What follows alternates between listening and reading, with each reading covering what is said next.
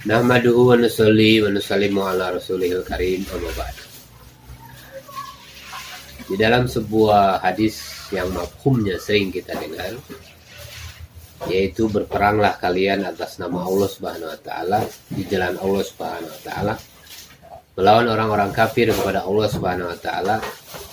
Jangan berkhianat, jangan mencincang, jangan membunuh anak-anak, perempuan, orang yang sudah tua renta, dan orang-orang yang menyendiri di biara Nasrani. Jangan menebang pohon kurma dan pohon apapun, dan jangan merobohkan bangunan. Ini satu pelajaran penting dari strategi perang yang perlu kita pahami. Strategi ini berasal dari kata stratos yang berarti militer, dan ag yang berarti memimpin atau komandan. Jadi secara bahasa, kata strategi dapat diartikan sebagai komandan militer.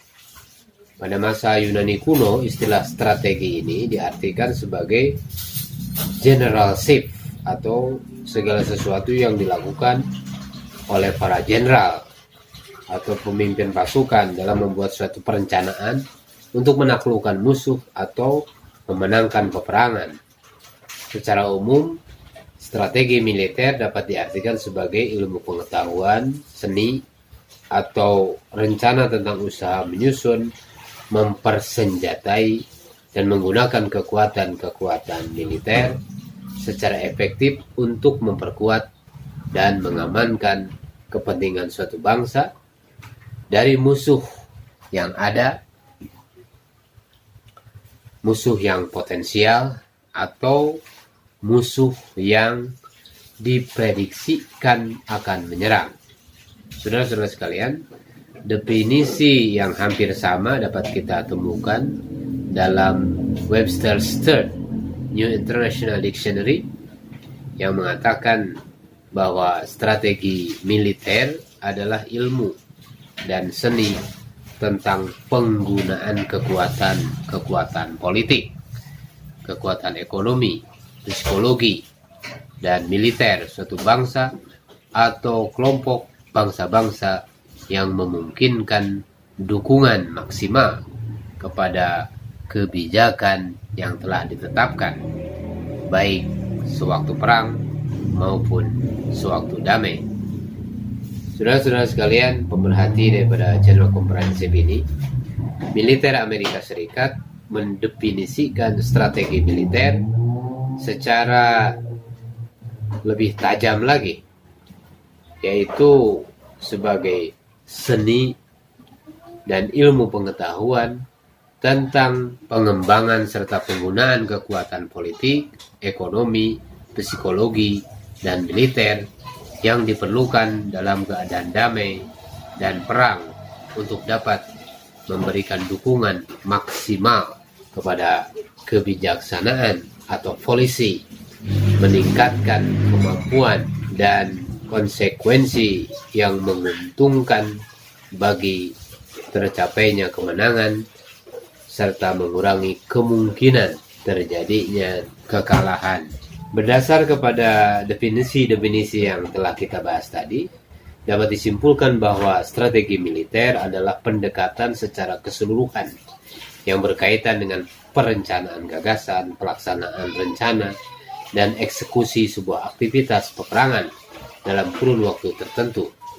Di antara strategi militer Rasulullah SAW adalah menaklukkan Makkah dengan cara membagi pasukan militer menjadi 4 kelompok besar dan mengepung Makkah dari 5 arah.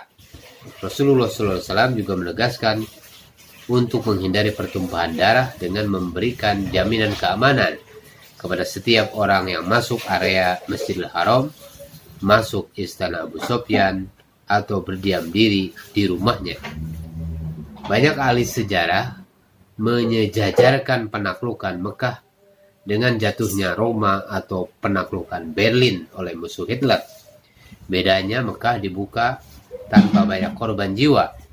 Yang syahid kaum muslimin hanya 3 orang, dan dari kafir Quraisy mati gugur 17 orang.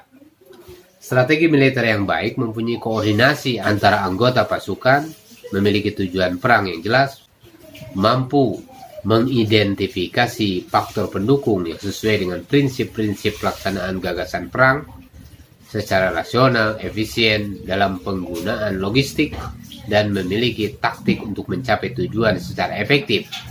Strategi berbeda dengan taktik, meskipun keduanya sama-sama berarti gagasan dasar yang membantu partisipan perang dalam mencapai tujuan perang. Dalam skala yang kecil, keduanya akan membantu seorang komandan atau prajurit dalam sebuah medan pertempuran. Dalam skala yang jauh lebih besar, keduanya akan membantu seorang pemimpin politik dalam mewujudkan tujuan-tujuan politiknya. Strategi militer merupakan susunan perencanaan untuk melancarkan sebuah peperangan, yang di dalamnya termasuk penyusunan bala militer, pelancaran operasi militer, dan siasat mengelabui musuh guna meraih kemenangan suatu kelompok demi kepentingan politiknya.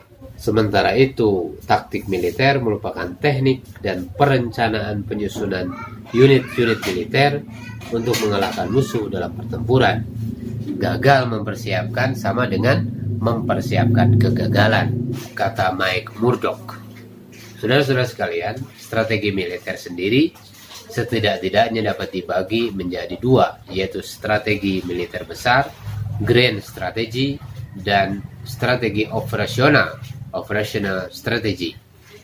Strategi operasional kemudian dibagi lagi menjadi dua, yaitu strategi yang bersifat biasa dan strategi yang bersifat spesifik. Grand strategi adalah strategi dalam skala besar yang membahas pergerakan militer secara geografis, distribusi sumber daya bagi yang memerlukan, sistem produksi negara untuk kebutuhan persenjataan, serta aliansi internasional untuk memenuhi kepentingan politik suatu negara. Sementara operational strategy menaruh perhatian khusus pada perencanaan unit-unit militer pada angkatan bersenjata. Selain perbedaan antara strategi dan taktik, peperangan dan pertempuran pun merupakan dua istilah yang berbeda. Pertempuran adalah suatu situasi ketika dua pihak atau lebih yang memiliki tujuan yang saling bertentangan bertemu dalam suatu medan, dan pada saat yang sama setiap pihak berkeinginan untuk mencapai kemenangan dengan mengalahkan pihak yang lainnya. Dalam bahasa yang lebih sederhana, pertempuran adalah situasi ketika terjadi kontak fisik secara langsung antara pihak-pihak yang saling bermusuhan. Saudara-saudara sekalian pemerhati daripada channel Komprehensif ini, sementara peperangan adalah suatu konflik dalam skala yang sangat besar, yang berlangsung lama dan melibatkan banyak orang. Setidak-tidaknya adalah orang-orang yang berada dalam dua kubu yang saling bermusuhan. Peperangan adalah kondisi ketika terdapat dua kelompok atau lebih yang saling bertarung untuk memperebutkan atau mendapatkan hal-hal tertentu yang mereka inginkan.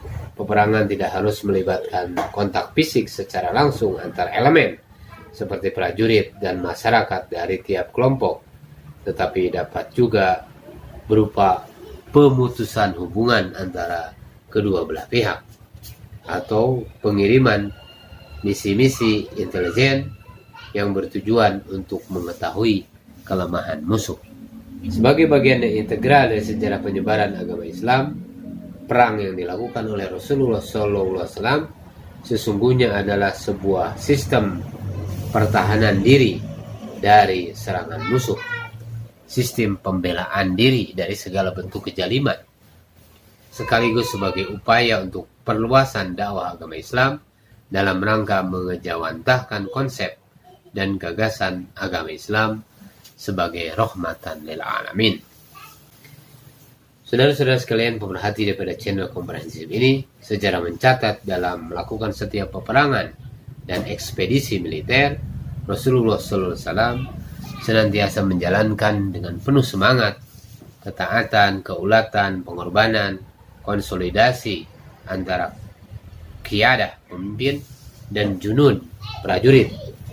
Selain itu, Rasulullah SAW juga senantiasa menerapkan berbagai strategi yang sangat efektif dalam melumpuhkan pihak-pihak yang memusuhi Islam.